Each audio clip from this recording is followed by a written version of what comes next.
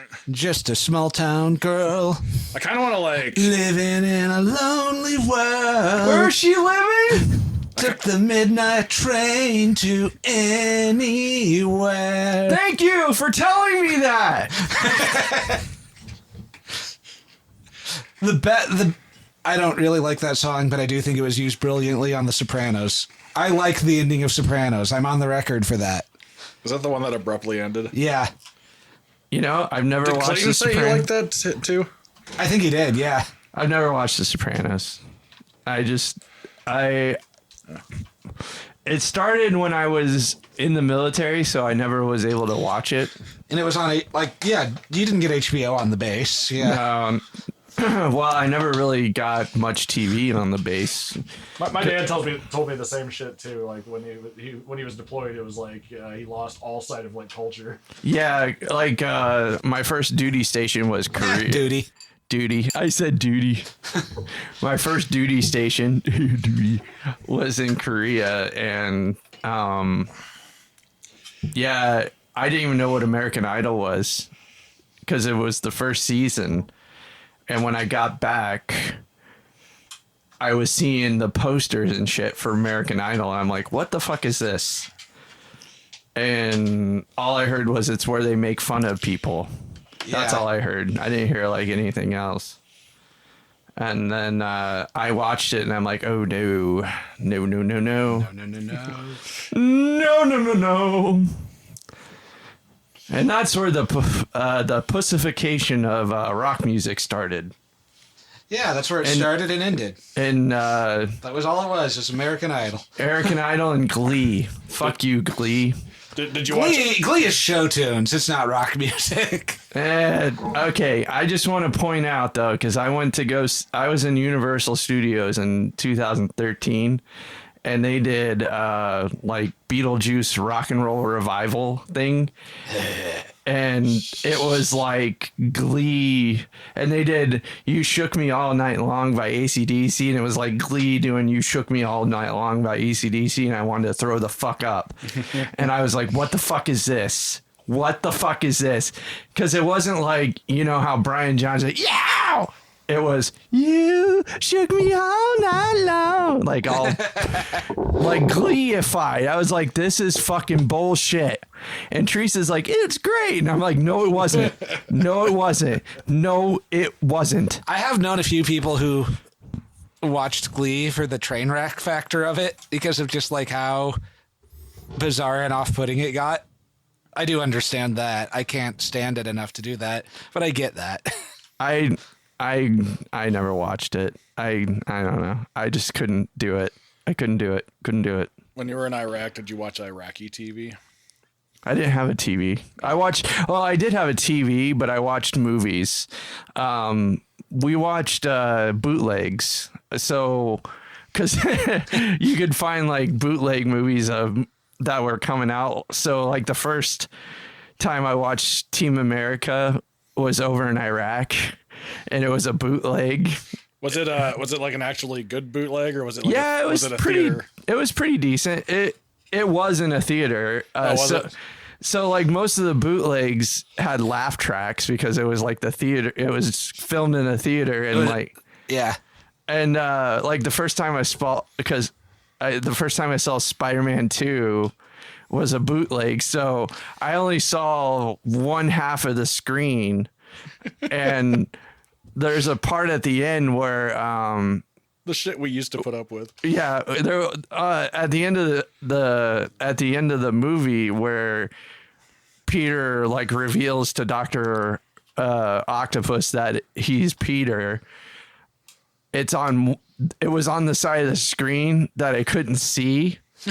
So I didn't know what the fuck was going on, and then all of a sudden Dr. Octopus is like, Peter. I'm like, oh, he must have took his mask off. I just had to, well, I mean, it wasn't hard to figure out, but it was just kind of it was an awkward pause. And they're like, oh. And then Troy came out at the same in that time, and Troy had a big elbow through the half of the movie. So that one was a little rough. I think I had to turn that one off because I couldn't watch that. That's one. all right because Troy was rough. Yeah, it was kind of a rough one.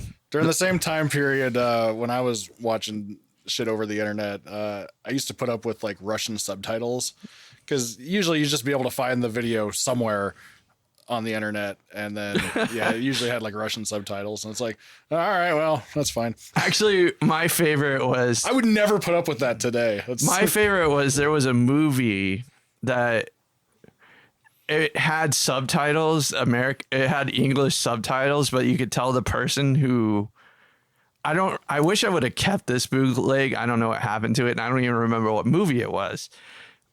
And the movie was shit. But the subtitles you couldn't take off, and the subtitle, you could tell the person who did the subtitles, English was not their first language.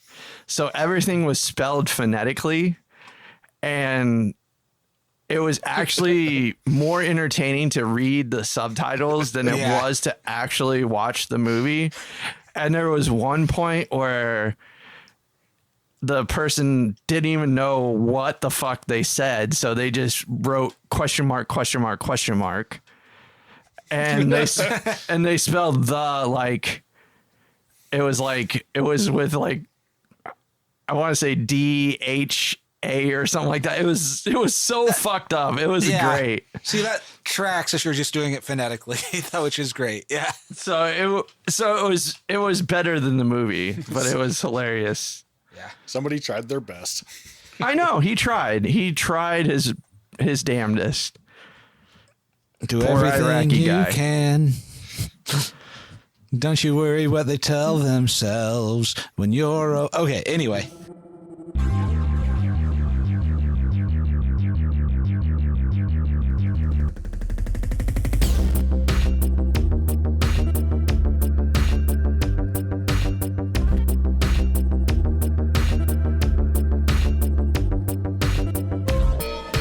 Welcome to Side 1, Side B.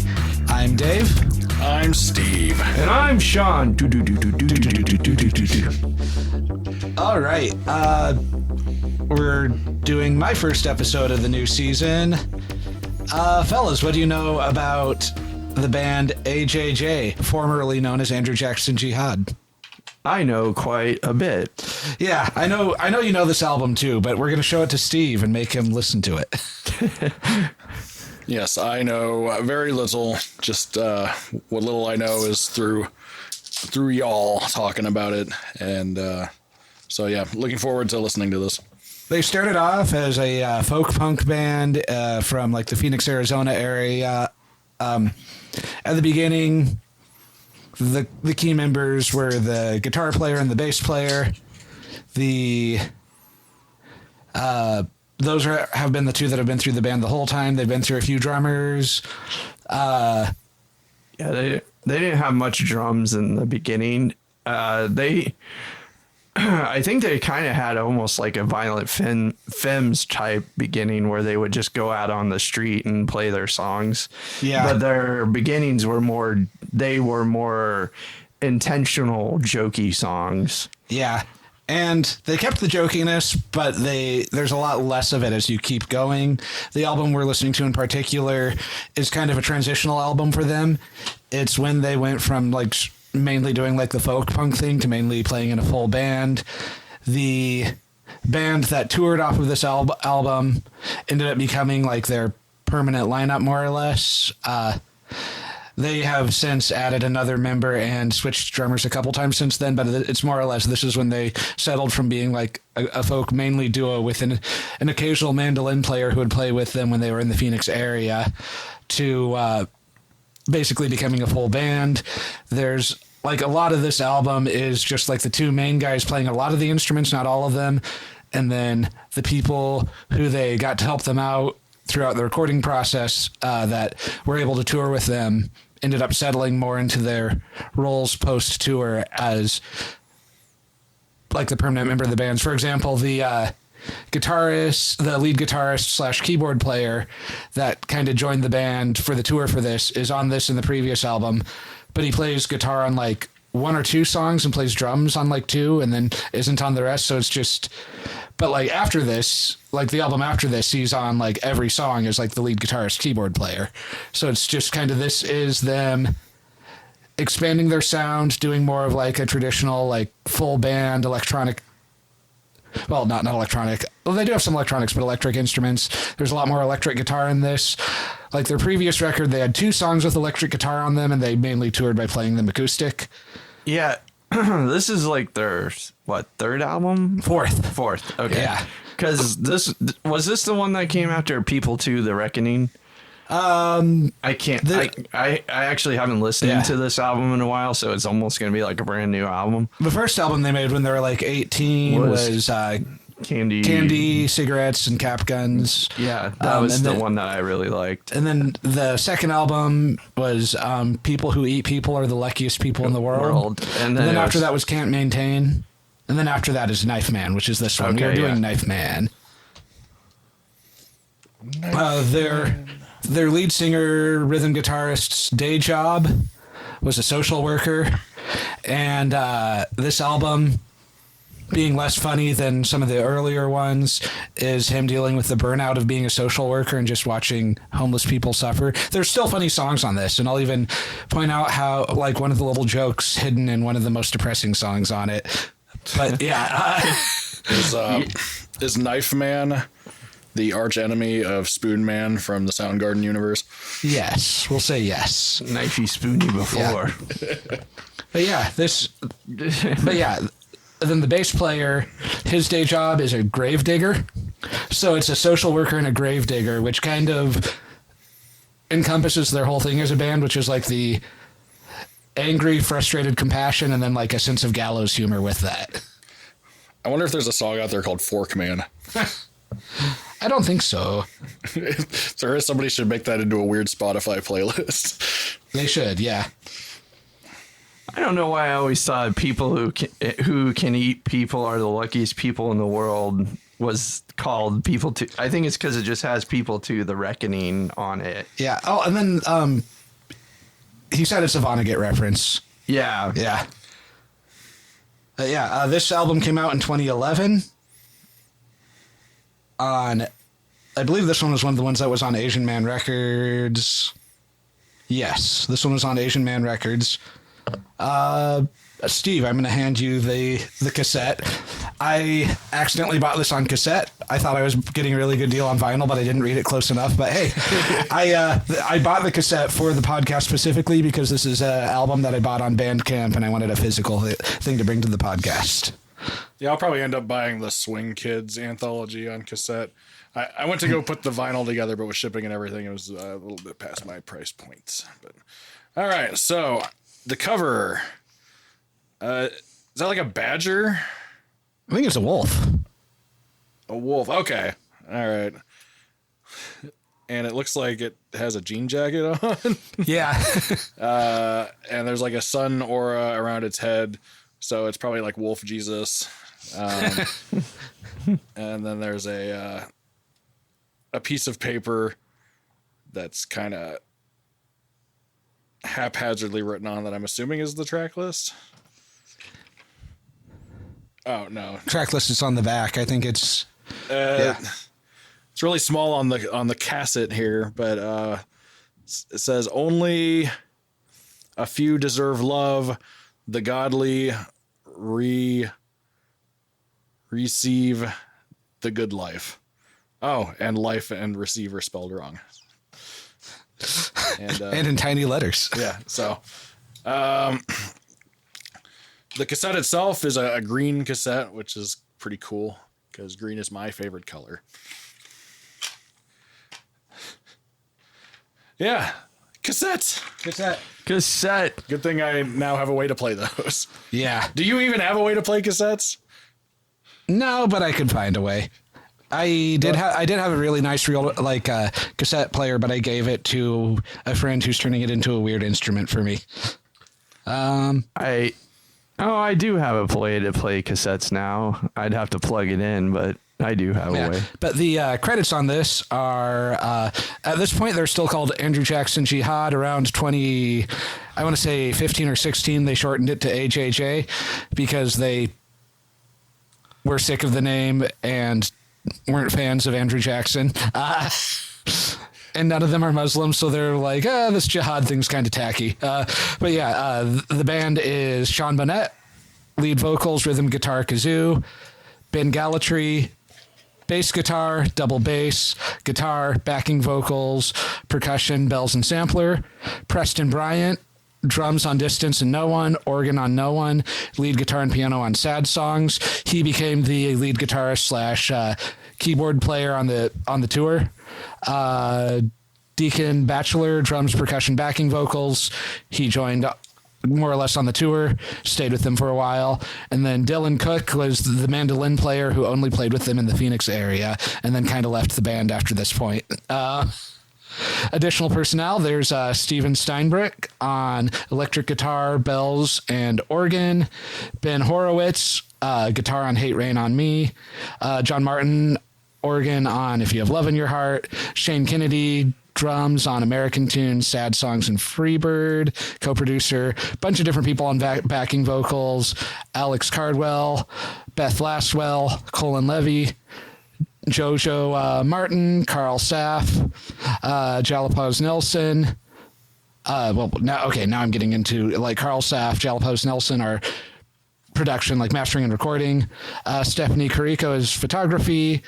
Synth Rock is artwork, and the layout was designed by Jeff Rosenstock, who opened for them and would often join them on stage. Damn, a lot of people worked on this album. Yeah, folk punk is a communal act. I gotta say the song titles are already cracking me up. Oh, the song titles are amazing. Yeah. Oh yeah, Which, they probably wrote a song called Freebird because if I had to guess, people would yell "Play Freebird," and so Yeah. they wrote a song called Freebird. So if anybody yelled "Play Freebird," they play their song called Freebird because Yeah. that's the kind of people they are. Yeah. First side, we have a lot of tracks. We have 9 tracks on the first side. Most of them are pretty short because this is a punk band. Sean Bonnet has said that retroactively, though, he wished he'd made this album a little shorter, and it's only like 40 minutes.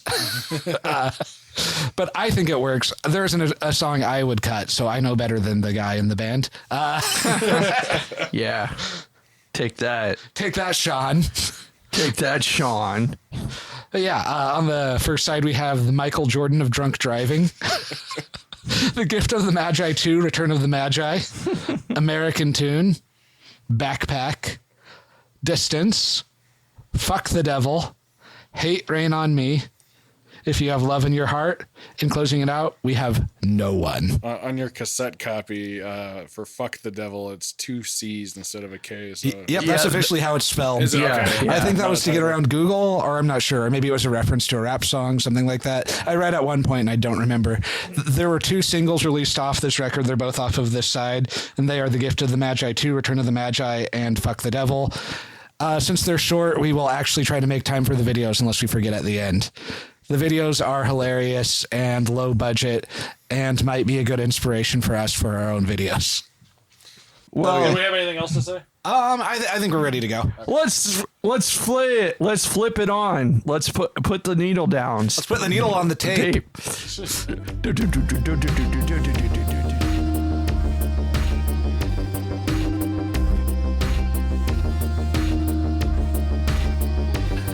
This music really makes me hate the centralized bank. Yeah.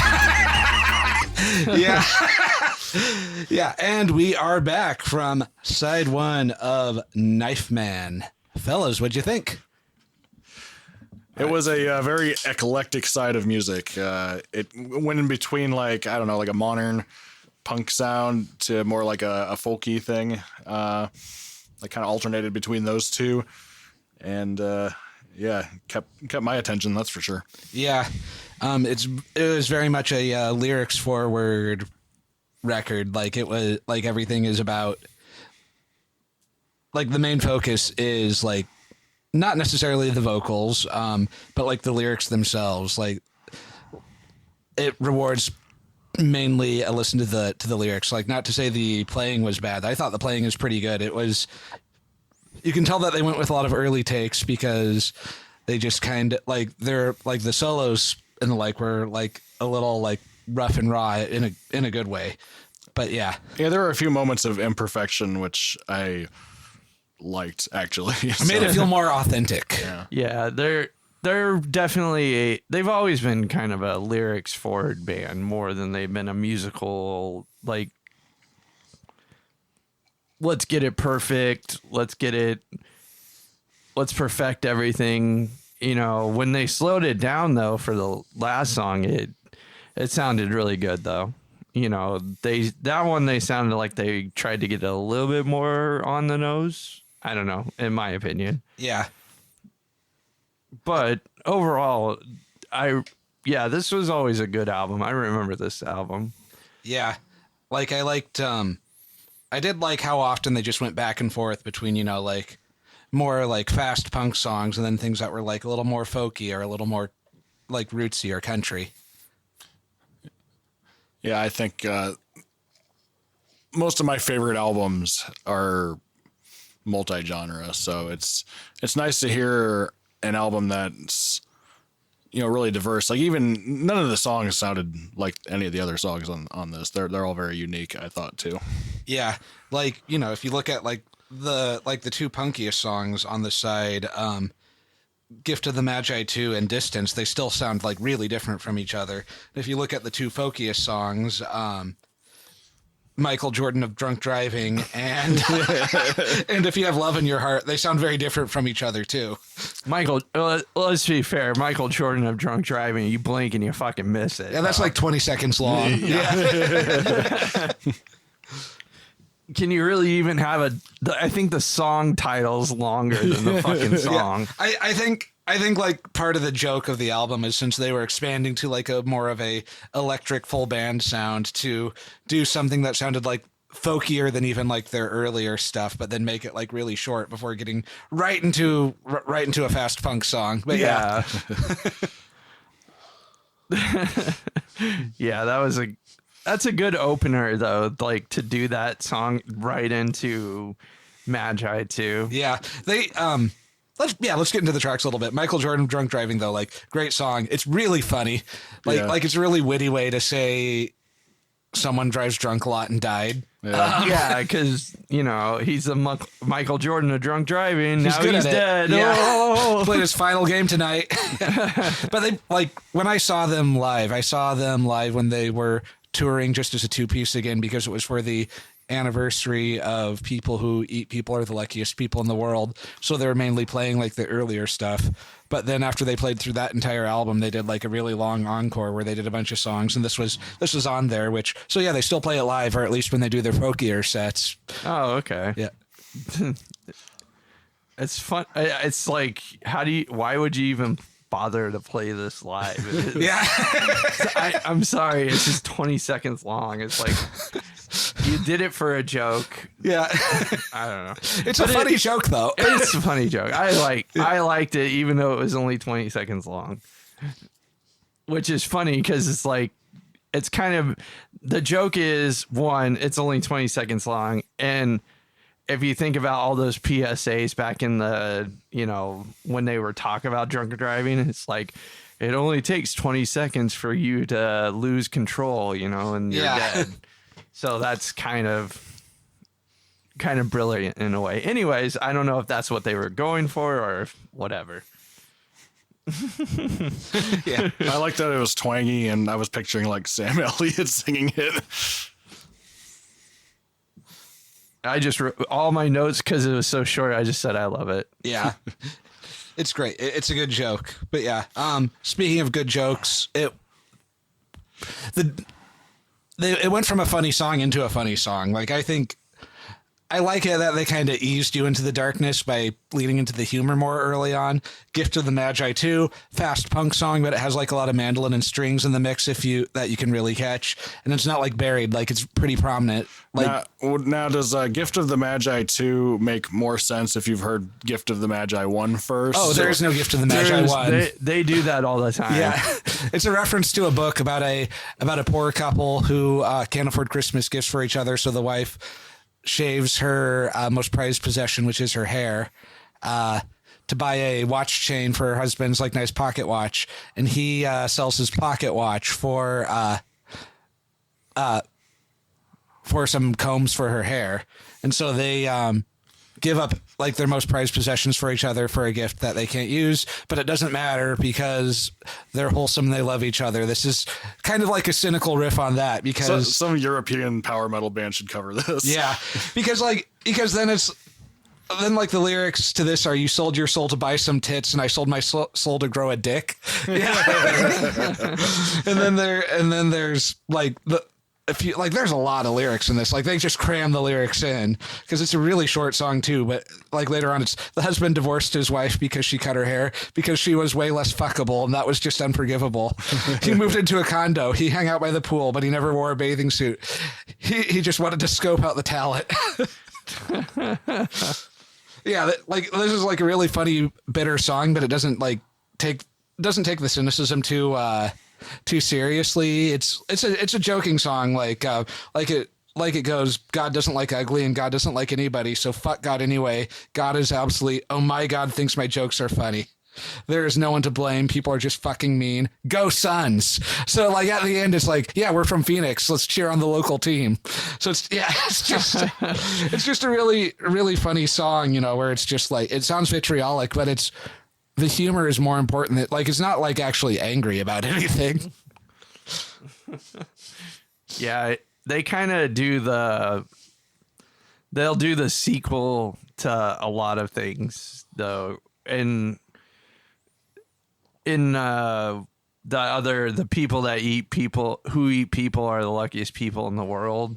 They have a song called People 2, The Reckoning, but there is no People 1 song. Yeah. Well, there's a song just called People that they wrote earlier. That's like at the end of the record after the People 2, The Reckoning has played, but it was on an earlier EP. So like the sequel is earlier in the record. Yeah. But People 2, The Reckoning is actually an awesome song. It's one of their best songs, but yeah. We should play that song for you too. Yeah. We'll talk about this when we do People Who Eat People, because there's a lot to say about that song, including that he gets the science wrong.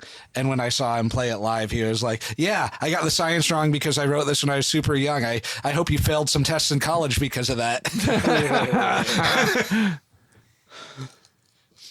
But yeah, that was Gift of the Magi 2. Yeah, really fun song, like a really like great shot of energy after like the slow wry humor, just to like pump you up, get you into the full album. And then it goes right back into a mostly acoustic song, but it's a faster acoustic song with American Tune. American Tune, which is a very big social commentary about being a white male. Yep. I think, yeah, the kazoos are also really funny in it. Like the kazoo choir in the background adds some humor to it. But I also think part of it was this album came out in 2011. There were a lot of like Ron Paul fans hanging out at punk shows at that time. I think part of this was to piss them off. Like I agree with it, like everything that they say. But I do think like a part of it was to just put a thumb in the eye of the kind of people who wouldn't like this kind of song too. Musically, I thought the drums like starting and stopping was really interesting because it was like interrupting the motion of the song, and I don't know, it's almost like it was edging. Yeah. One thing that he always tries to do in the songs that he thinks are more preachy is make it more personal too. So like he brought it in and brought it about his like shitty dad who abandoned him too. Just like my straight white male dad did to me. Like after the song about how, he can get a girl pregnant and run away. Yeah. Yeah. He's like, I can do, and then he's like, I can walk in any neighborhood at any time and not get hassled by the police. Yeah. You know, just, you know, and it's like, I don't need luck when you're white in America. Yeah. Or a white male in America. Yeah. If I see a penny on the ground, I leave it alone or fucking flip it. Yeah, it's like it's also a funny song too in a way, but it's they have like some message stuff, and like their second like, even in their first album, they have God Made Dirt, but like they get more into message stuff in this one. Their 2019 album, Good Luck Everybody, is their most message heavy one. And that one is a Fuck Trump album. But like for the most part, they do split between like personal and message stuff. And this is a start of them leaning a little more into the message stuff than they had before. But yeah, it's message, social commentary. It's a good little song, like, and it stops being funny for the next song. At least it gets funny again, but I thought the next song was funny. Backpack. Yeah. What's not funny about a murder and like carrying around a dead body? On most of their albums, they have a song that just gets really fucking dark. Like there's no joke to it. It just gets really dark. It's like a song about like a murder and like a mutilated body. And this is the one that really fills that role in this. I love the instrumentation on this one, but yeah, it's about finding your ex's mutilated corpse, and it goes into the details about how she was murdered, like her tongue getting cut out, and yeah, going folky and mellow for that one, I think was the right decision. Yeah, it's almost like backwoods. Yeah, yeah. It was like a murder ballad. It like kind of reminded me of a Nick Cave song, like with the folk and the twang to it. Yeah. So, sometimes at night I like to watch those like videos of people being murdered. So is my Steve wife. likes to watch snuff films at night. You heard it here. No, like videos or like just like freak out videos, or it's like, oh, like some psychopath was on the trail and followed me home and I had to call the police, and that, those kind of videos. Yeah. And so it's like that in a song form. I really liked the lead guitar and the solo on that too. I liked the very like reverb heavy. Steve's like, watching echoey. his home videos. Yeah. Of him following people home. Yeah.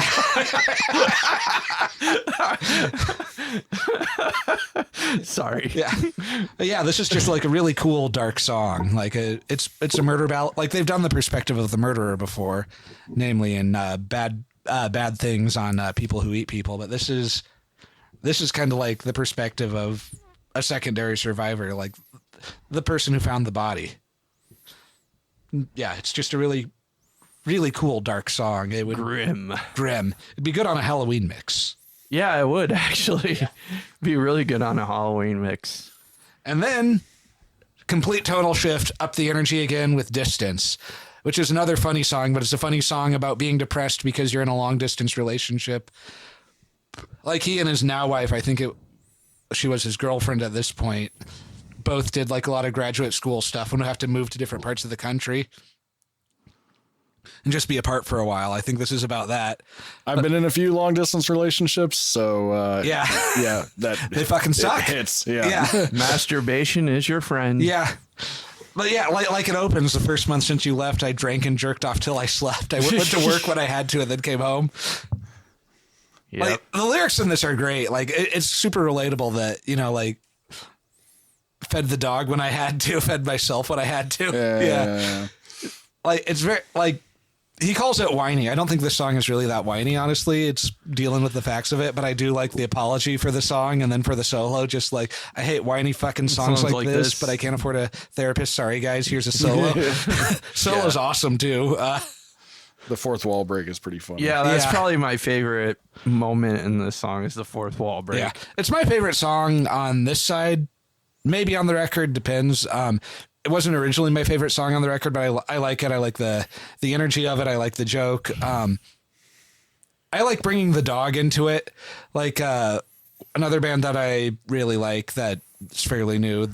They had Pup. They put out an album this year that was a breakup album. And like the big single from that is called Hallways, and it has the lyric, I can't die yet because who will look after the dog? It's the same kind of thing, like you need like some external factor to keep yourself going sometimes. Yeah. Like when I was in my mid to late 20s and was really fucking depressed a lot of the time, I would kind of stave off like the darker thoughts and impulses, get real personal here to be like, well, but if something happens to me, who's going to take care of Gladys? Yeah. And that kept me going. Yeah. and I got my shit together. But yeah, it is. Yeah, I get you, because it's like you think of like a little thing to kind of keep yourself going. Like I'll think about like, Teresa. yeah. You know, I'm talking about my cat. You're talking about your wife. I know. I know. There's a difference. Yeah. There's a little difference. But I mean, I have dogs. Yeah. I know. Yeah, yeah. Like pets really are a thing that can keep you going when you feel like you have nothing else going for you. That is an underrated thing. Like, I think pets are I think having a pet is actually like, people talk shit about like having service animals and stuff like that, like our therapy dogs or whatever, or therapy pets in general. But I think they truly do help people. Like just a dog or a cat or whatever that just like is there to comfort a person that's going through something. Yeah. That really does help. I saw some truly horrific shit at work about a month ago. And when I got home, I got under a weighted blanket because I wanted the crushing weight of the womb. My spouse is real supportive of me, but I just needed to like be under the weighted blanket and then have the cat crawl onto my shoulder and the dog curl up at my feet. And it's like, okay, I'm going to make it through this. Yeah. Yeah. Why I had a horrific day at work, we'll kind of get into more as we get into more of the songs about his woes as a social worker and the burnout that you really see in the lyrics as you keep going. But yeah, Distance, great song. It's the song off of this album I listen to on its own the most because it's a fun, high-energy punk song about being sad about your long-distance relationship, and a fourth wall break is in it. Any more thoughts on this particular song? No. Yeah. Next one, Fuck the Devil. Fuck the Devil with 2 C's. How did he know about Trump back then? Yeah. How did he know Trump was giving Bill Clinton a blowjob? Yeah. I love opening the song with "I want to fuck the devil" in his mouth. I like how melodic this one is. Yeah. And it's also got like a lot of like subtle texture in the background. Yeah. It's got like creaky instruments, and yeah, it's a cool vibe. When they do the song live nowadays with the full band, like Preston, the lead guitarist / keyboard player, is playing keyboards for most of it, and then he'll just like shred on the guitar and like play it with his teeth, and then go back to like the textured keyboards after that. Yeah. And it's a really cool thing to see. Yeah, I also like. This was a good choice for one of the 2 singles too, because this is like very approachable. It kind of bridges the gap between like their older folkier sound and their newer like electric instruments, high energy punk sounds. I like the things that I have seen are turning me into a shitty human being as like the ending line. Yeah. Like, he's dealing with like all the weird shit he's seen as a social worker and trying not to drink too much to cope with it is basically what I'm getting out of this song. Yeah, it was kind of a self-loathing almost. Yeah. Song, you know, that like kind of thing. And then I kind of felt like the fuck the devil thing is kind of a metaphor, because like probably social workers, like some of the people they work with, some of the demographics, they've probably been called devils or whatever. Yeah. Because I know I only did like a stint working in a place that had mental health patients where I was called the devil and Jesus Christ in the same sentence. It was kind of cool. Yeah. And Hitler. It was weird. Yeah. But yeah, this one guy, and then this other guy called me. He said I was Satan and he was God. And he's like, I created you. And I was like, I'm older than you. Yeah. How did you create me? And he got confused by that. But anyways, one time at the library, I had to kick someone out, and because he was having a meltdown, and he was mad about it. And he said, like, he was a white guy. And he said to me the worst and most offensive thing he thought he could think of in the moment. And he called me the N-word. I am also a white guy. It's like, this is just weird. Yeah. Yeah. Yeah. Yeah. Yeah, that. It's because you're Irish. Yeah. I guess. Be like, dude, Yeah. just get the fuck out. Yeah. And think about what you've done. Yeah. But Yeah. you know, I don't know how someone could be a social worker. That would be really hard. And I don't envy them at all, because No. it's a very hard job. And very thankless too. Yeah, And it because pays usually like shit. usually the people when they're working with social workers, usually they have some mental health issues. Not all, but a lot, and they just are at the just kind of at a shitty point in their life, and they need help getting back on track. Yeah. So yeah, And next up we have Hate Rain on Me. more self-loathing. More self-loathing. If this song was tuned down and slowed down a little bit, it would be a grunge song. Yeah. Like the drums were heavier than most of the other songs in it too. So like that would really work. I like the lead electric guitar on it too. This is a song that I listen to sometimes when I'm in a bad mood. Yeah.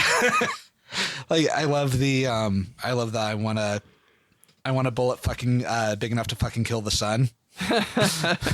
I'm sick of songs about the summer and I hate everyone. Like that's a mood. That's a mood I relate to. Yeah.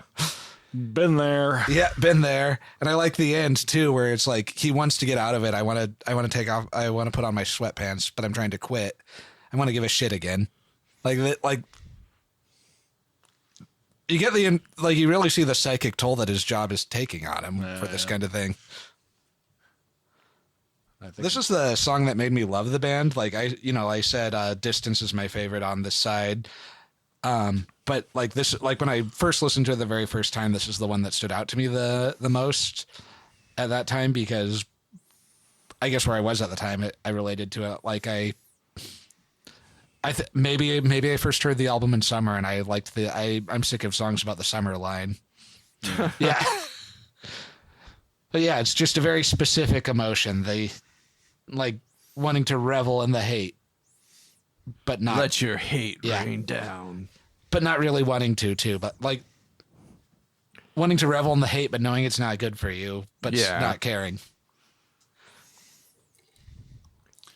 But it was like you said, it's a good doomy gloomy song, but it also it does have that edge of hope because he does say he wants to give a shit again, Yeah. And it's like people get into social work because they give a shit, and then they get hit with compassion fatigue and burnout. Yeah.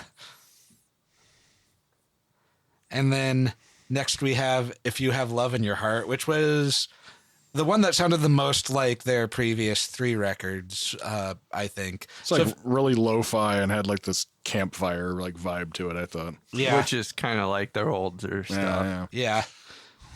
And I like this one. I don't have a ton to say about it. I had kind of like a stomp to the beat of it. And I liked the vocal melody when it got into kind of like the one chorus, the New Jack City part.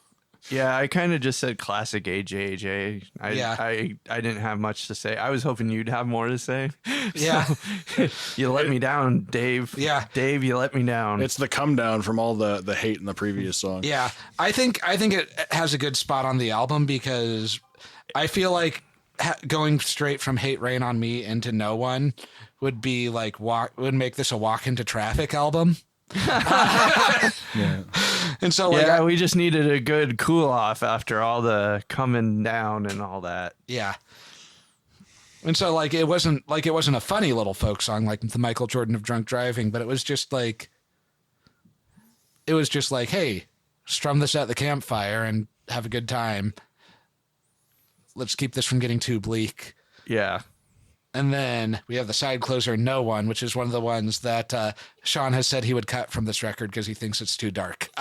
Really, this was my favorite on the I did side. not say that. No, Sean from the band, Sean Oh. B. Yeah. Oh, I was like, motherfucker. Yeah. Don't put words in my Sean mouth. Burnett, not you. Yeah.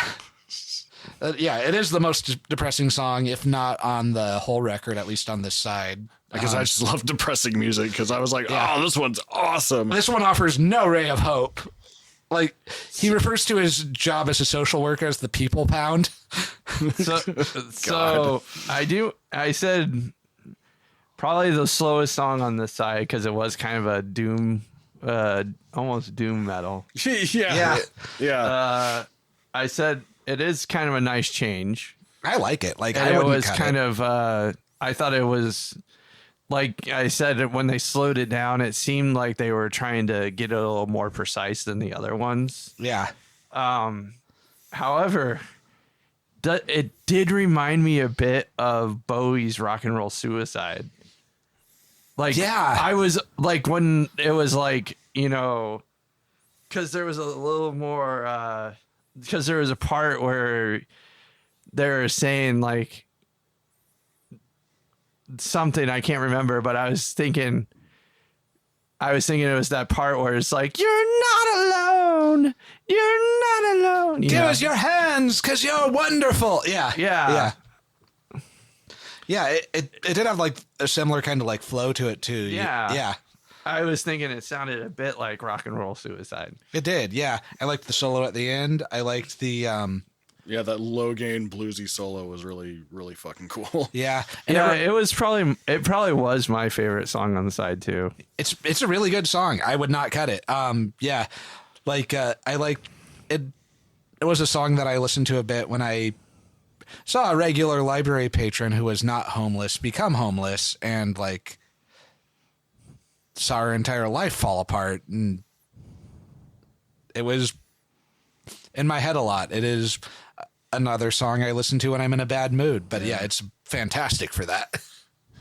Musically, I really like the deep, like sleazy bass and the subtle organ playing in it, Yeah. and like the waltziness. I think was really, really cool. But yeah, favorite song on this side. Yeah. Great closer too. Like, Yeah. and then to go from like a jokey song about a drunk driver dying to just like, if you have no one, then you're no one. And then that it's very maximalist, while the first one was very minimalist. Not that Yeah. it didn't dip between minimalist and maximalist throughout the whole side, but it gave the album like, well, this side of the album, like a lot of shape and like a great form to it. It's like a lyrical honeypot. It's like we're gonna draw you in with the funniness of the first two songs, and then you're stuck. Depression. Yep. Well, do you think they were actually thinking about it in terms of side one, side two, or do you think they were thinking it more in terms of a whole thing? I don't know, because like when this 'Cause- came out in 2011, it was firmly in the CD/digital download the whole album era. Yeah. And the first track of the next side is very much okay, don't slit your wrist. Here's another funny song. So they were probably thinking of the follow-up. So they were probably not thinking in terms of side one, side two kind of thing. Yeah. Although, like, I do feel like each side has its own character to it. And, you know, they are a big fan of music, like, from, like, the 80s and 90s. So they are. But Yeah. I think around that time, because I was kind of looking it up, or I was doing some sort of research, and kind of some of the revival of the album was around the time like the White Stripes kind of were like part of that, because like Jack White was really big into releasing things in vinyl. Yeah, he was a vinyl nerd. Like, Yeah. the White Stripes albums are definitely broken up Into- around discrete halves. Yeah. And so at that time, around that time would have been when people were thinking more in album terms. I don't know how influenced AJJ would have been in terms of album Yeah. vinyl. You said that like early on, the most inspirational band for him was the Violent Femmes, and then when he got a little older, he got really into Neutral Milk Hotel. I would never have guessed that You would have never Violent guessed. Femmes would have been a big The Violent influence. Femmes and Neutral Milk Hotel, and Frank Black is another influence. Oh, yeah, no, yeah. I could not have Could guessed. never have guessed that. Yeah, Those are some good influences, though. they are. Because I actually just last night I was listening to, I just got Violent Femmes' second album on vinyl. That'd be a good one to do on. To Yeah, listen to. we might do that one. Yeah. That might be one I bring in. But yeah, I just listened to that the other day, or last night, or the night before. I can't remember. But yeah, Yeah. it's as good as I remember. I can't remember which one was their third one called 3, or was it The Blind Leading the Naked? I think it was The Blind Leading the Naked, because I think 3 was later, but I would have to look that up. I can't remember. Anyways, Anyways. doesn't matter. It doesn't matter.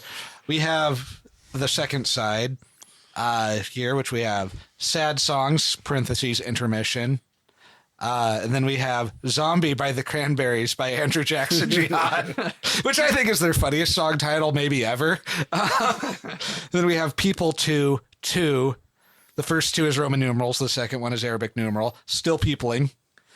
And then we have Sorry Bro. And then Skate Park. And then Freebird. And then closing it out, we have Big Bird.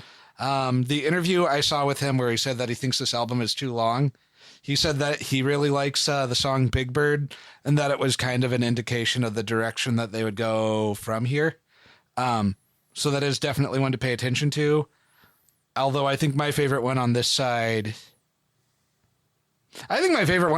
is Sorry Bro, for personal reasons, which we'll get into after we listen to it. Sorry, brah. Sorry, bro. Sorry, brah. But yeah, this is going to be the next side of Knife Man by AJJ, back when they were still Andrew Jackson Jihad. The Sorry, podcast has given its ruling. Now we need to enforce it. If you have anything else to say, say it. Yeah. Say it. Say it. Say it, Steve.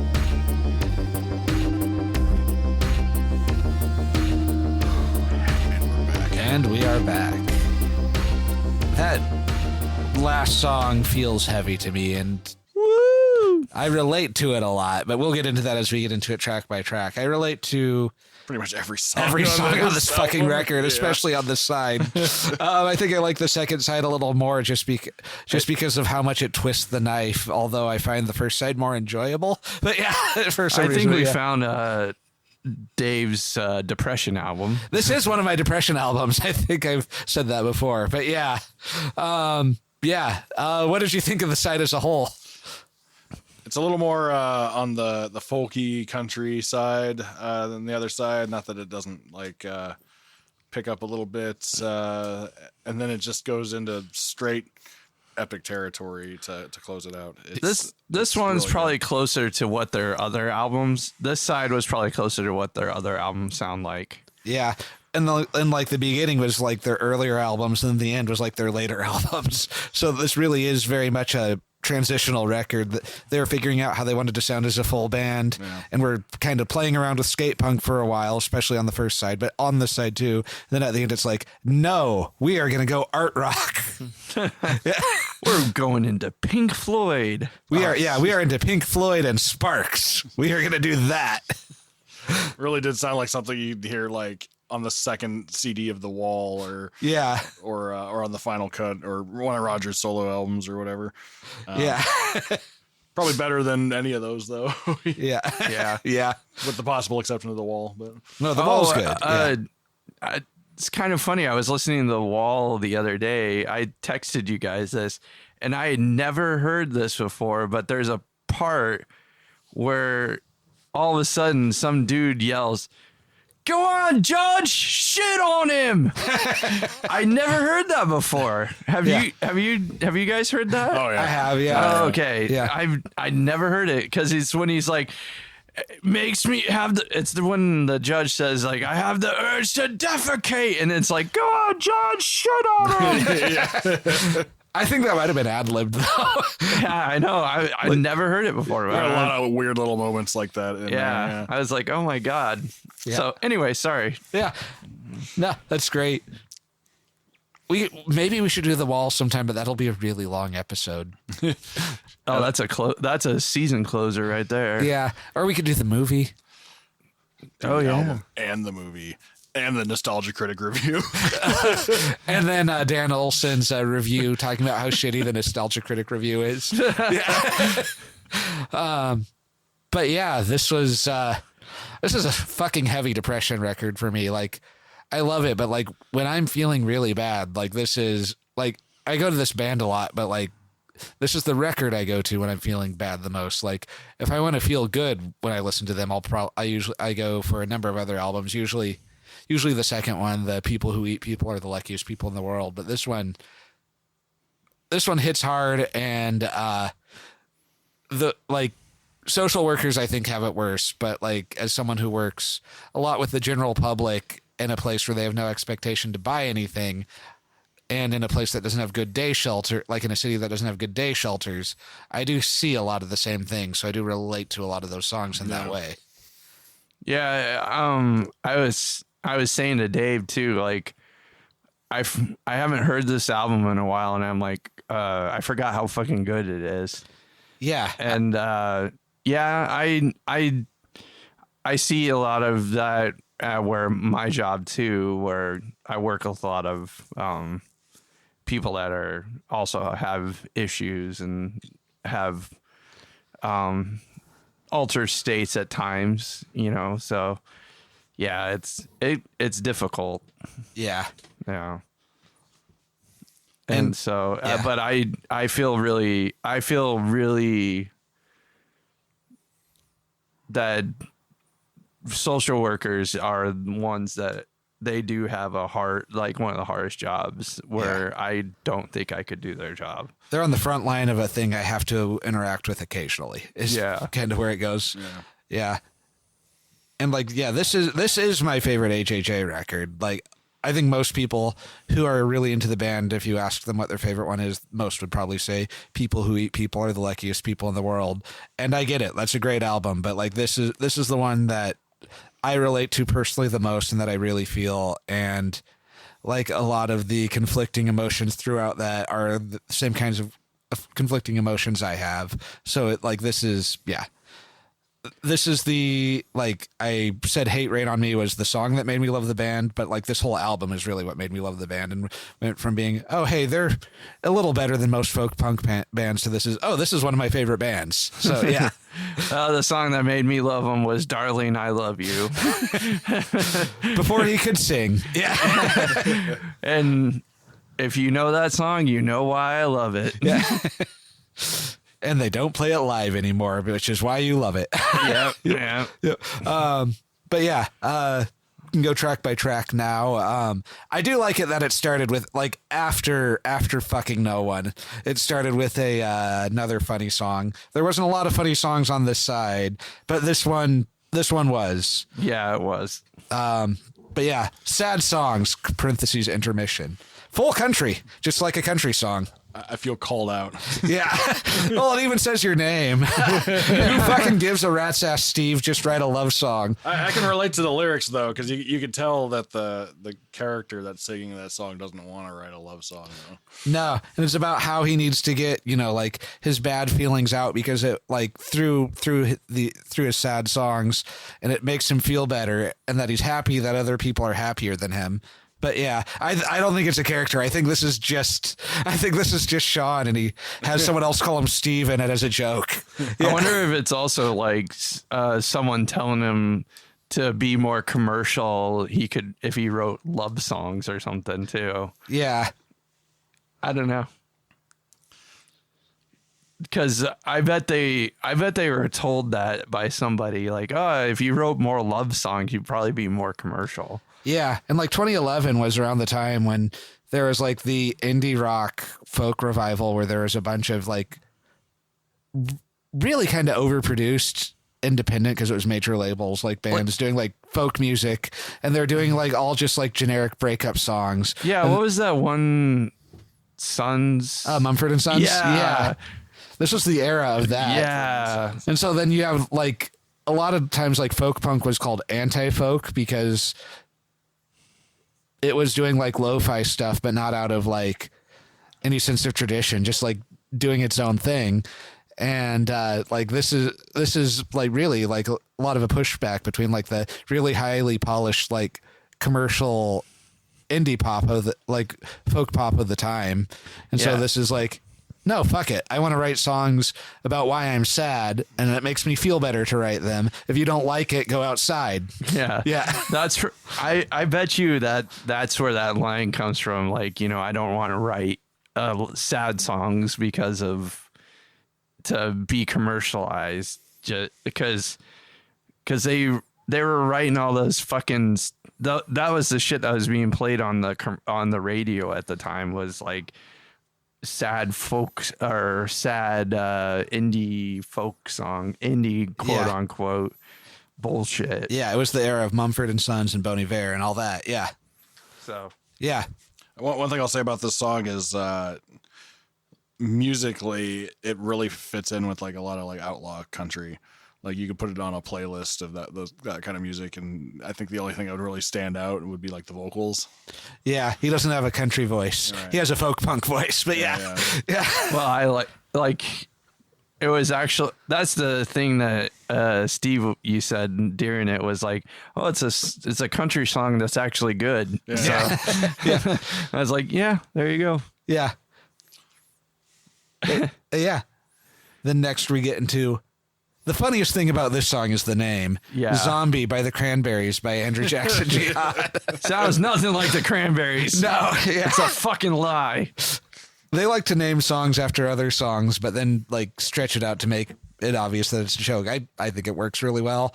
This one is also another one that sounds a lot like their old stuff. It's it's an acoustic song where you get to really hear how fast he can play when he really wants to, like get that right hand strumming up and down. Yeah, he can do like triplets really well, like with his right hand, which is kind of hard to do. Like, because that's what he's doing, is like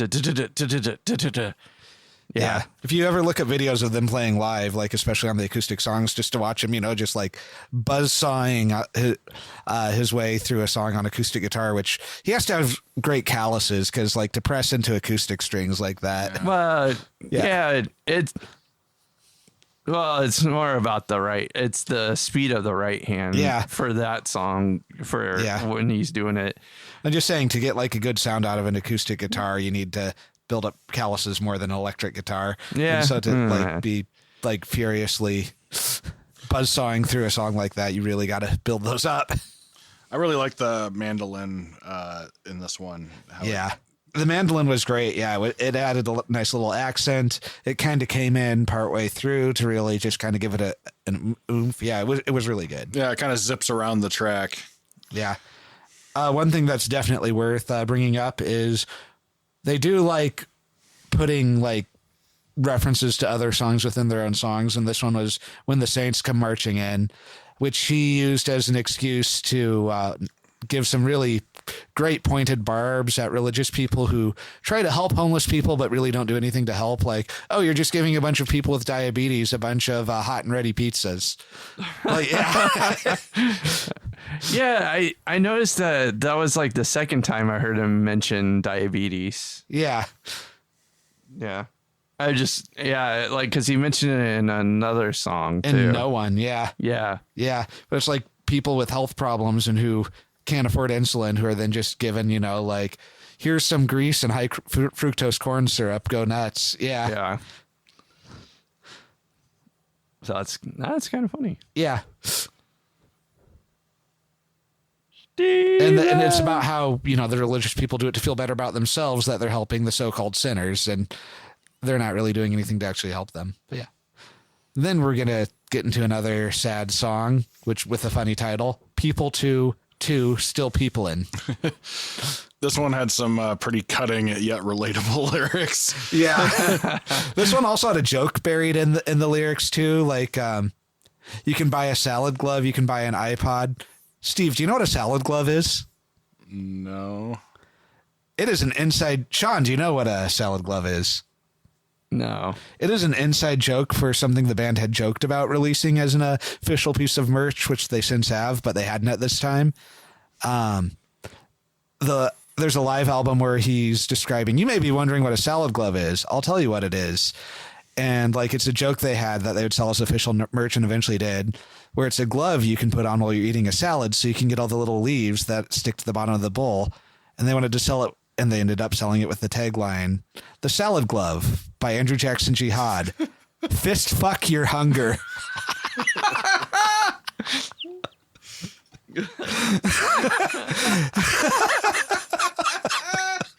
That's great.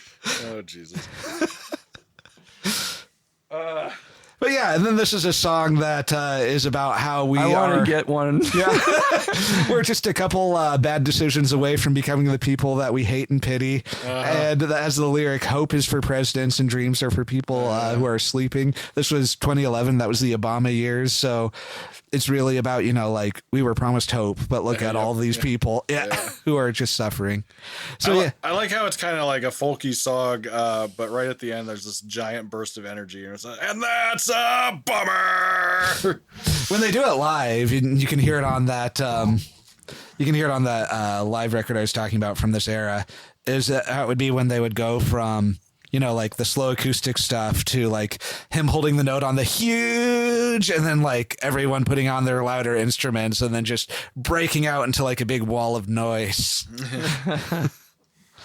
and then going back into a louder portion of the show, which is cool. And then it gets back, and like at this point too on the record, it gets back into a couple of louder songs before slowing down again, with the song that I said was my favorite one on this side, and I'll get into why. But that is "Sorry Bro." Sorry, bro. And the reason why this is my favorite song on this side is when I listened to it and like really glommed onto this album when I was depressed, like the part near the end, "I don't want to be like you, but I'm still rooting for you," was just like something for me to hold on to at that point.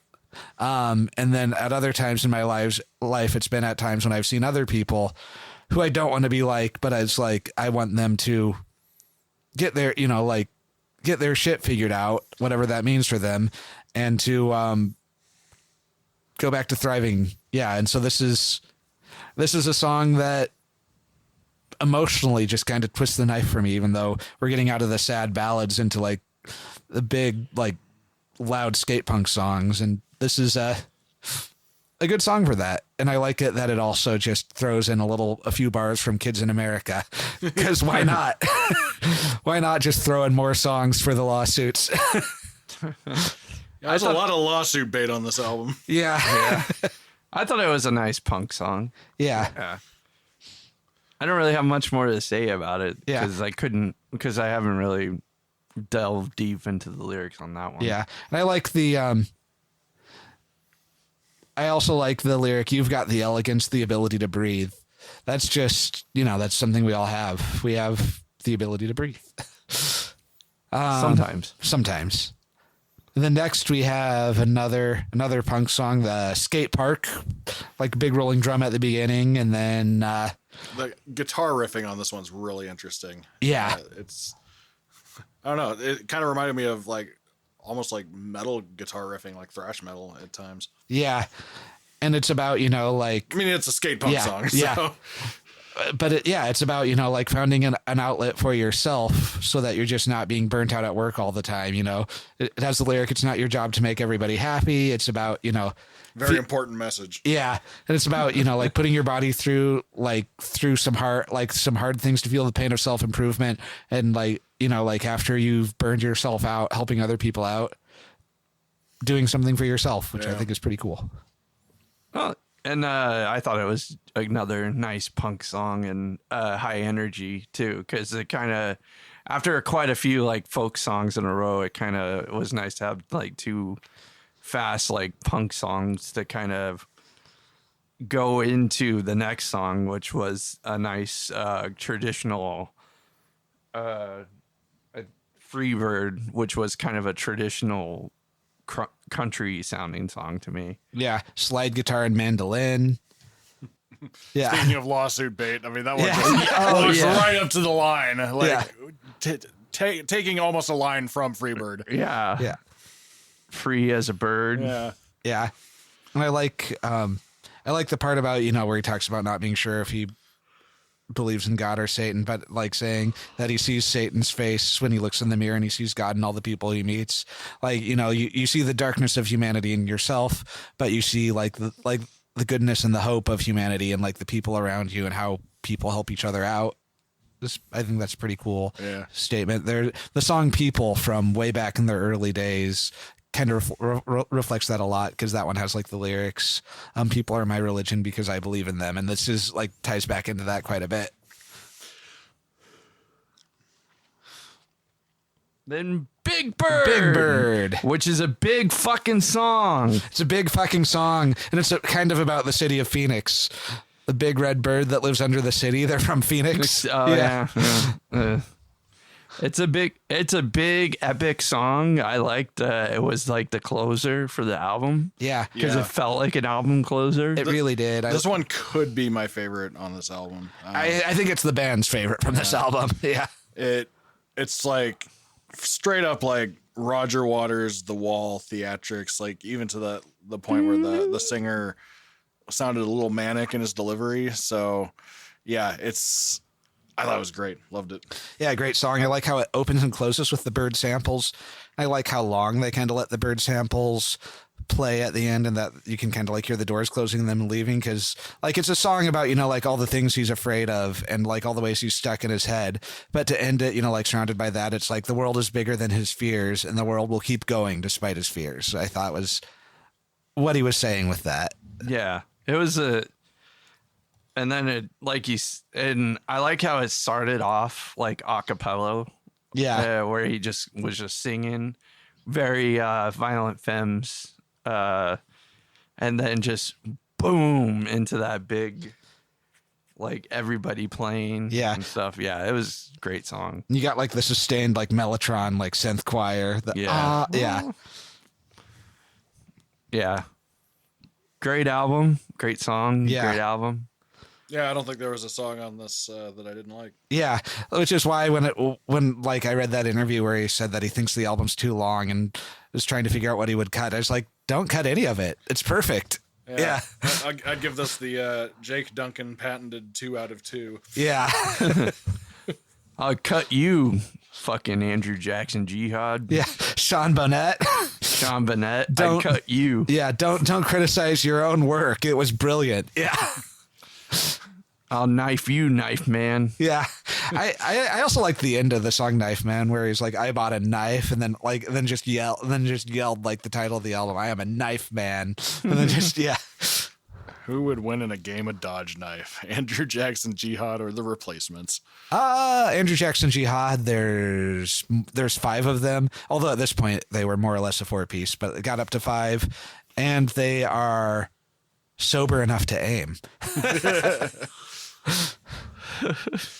I see you played knifey before. Yeah. But yeah, this was Knife Man, one of my favorite records from one of my favorite like new bands that's out there making new music, even though this is kind of one of their older albums. I do like their new stuff too, like their I think it was 2023 album Disposable Everything is their newest one, and that one has one of my favorite songs for listening to the news, which is called Death Machine. Which one would you recommend for somebody that really liked that last song? That last one, I'd recommend either the Christmas Island, the album right after this one, or to just jump into the brand new one, Disposable Everything. I honestly, I've listened to quite a few of their albums. I would say I haven't really heard a bad album by them. So there's some people who don't like their 2019 album. Good luck, everybody, because it's really depressing. But if you don't want to be depressed, why are you listening to this band? yeah. I love listening to depressing music. That's why I love The Cure. Yeah. But yeah, this is my favorite of their albums. But and like but what you like about this one might determine what I would recommend you go to next. So yeah, if you really like Big Bird, I would say probably Christmas Island or Disposable Everything. If you like the folkier stuff, People Who Eat People Are the Luckiest People in the World, or Can't Maintain. If you like the skate punk stuff, sorry, bro, this is it. Although there's a few songs on Disposable Everything that have the skate punk thing going. Yeah, I was gonna say the first album was the one that got me, the candy, the cigarettes or whatever it's called. I can't remember. The first candy, cigarettes, and cap guns. Yeah. There's like 3 things though. They all start with a C. Let me see. I'm looking them up. AJJ. AJJ. Candy, cigarettes, and cap guns.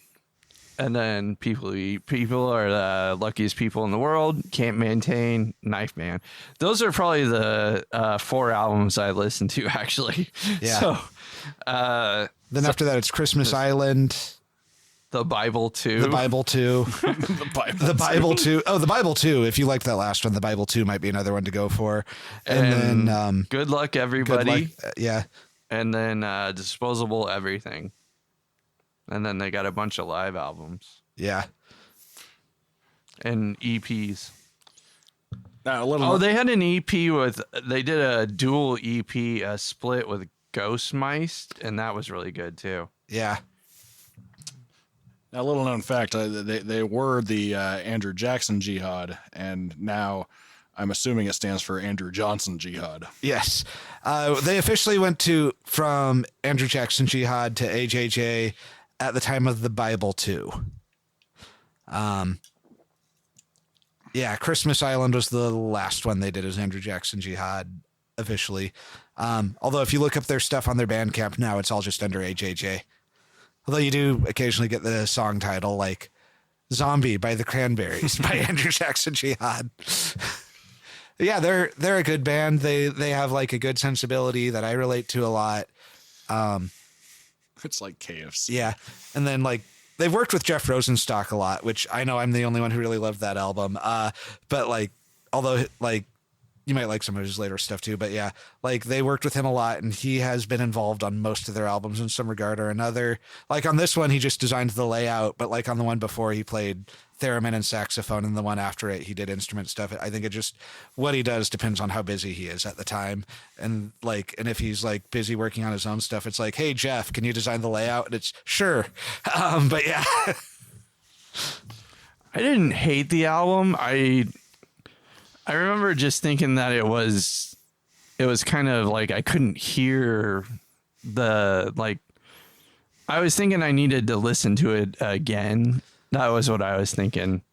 Yeah. Because I was like, I can't really hear what he's saying. Like I couldn't, I don't know if it was like the mix that we were listening to or what, because I couldn't hear what like he was saying or anything. I thought there were a lot of moments where the music was kind of overblown, which I felt was production wise. Yeah. I think that was my biggest complaint was like, he had something to say, but I couldn't hear what he was saying. And that might have just been his production gets cleaner as he keeps going, or at least he figures out how to make the production suit the songs as he. And it could have been just the production, or it could have been the just because sometimes my record, or and that's totally a thing where that I've noticed that like sometimes because depending on the format they were actually going for, that's why CDs from the 90s don't really sound great on vinyl. No. Because the compression that they have to do for CDs to go to vinyl sound like shit. Yeah. So that's why it's like, why even bother getting CDs from the 90s on vinyl? And sometimes when they do like the digital remaster and a lot of like 70s stuff, it's just like, oh, you just made everything way too loud and indistinguishable. Yeah. So it's like, well, it's like, why would I get Soundgarden on vinyl? It was never meant to be a vinyl release. only meant for that to be a CD or a tape. Depending on what year, but yeah. Like 94 Super Unknown, right? Yeah. That was their big hit breakthrough, right? Yeah. I think they did do a vinyl release, but I don't know if it would be a great vinyl release because I'm trying to think, like, it was around 94 too when you started seeing CD as the default for how they started releasing things too, like 92, 94 era. Yeah. But I saw someone doing a comparison of Stone Temple Pilots Core, and he was showing how compressed it sounded on the release on like a vinyl. Yeah. And to actually get like a good sounding one, they did one that was like, it was on 4 disc it was on 2 disc, and it was like split, like it wasn't as compressed. They had to like make it so it wasn't as compressed or something like that. Yeah. So it actually let the music breathe a little bit. So like the grooves weren't as compressed. Yeah, I noticed when I got the Metallica reissues on vinyl, they kind of sound like somebody put a blanket over the speakers, to be honest. Yeah. So yeah, so like some of the older, like some of the music that was put on went from like digital to vinyl. Didn't translate well. Yeah. Like Nevermind might be okay. I think 91 vinyl was still the default at that point. Well, they still would have been planning for side 1, side 2 pretty far into the 90s because tape were still they were still a thing. Yeah. But once you get into like the mid to late 90s, when CD becomes the default, is also when you get to the point where albums are way too fucking long and they don't flow. Yeah, I couldn't imagine listening to Significant Other on vinyl. Yeah.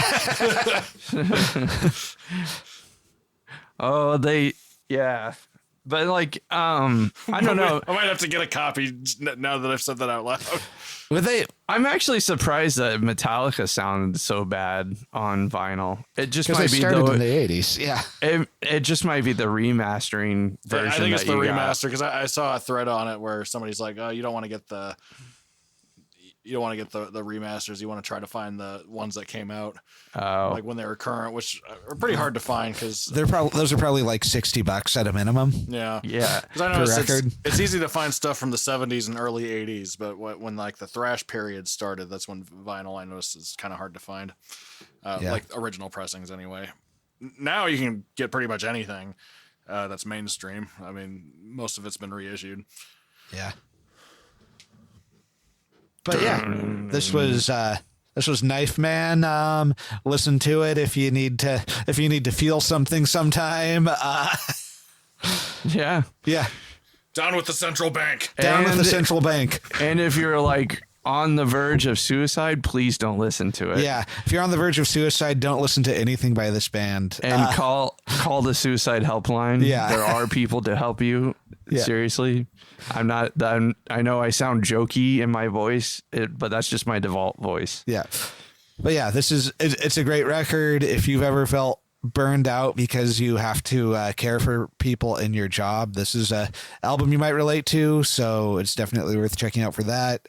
If you don't give a fuck about people, this is a great couple. Yeah. It's a great record. Yeah. And this has been Side 1, Side B. Catch you on the flip side. Yeah, buddy!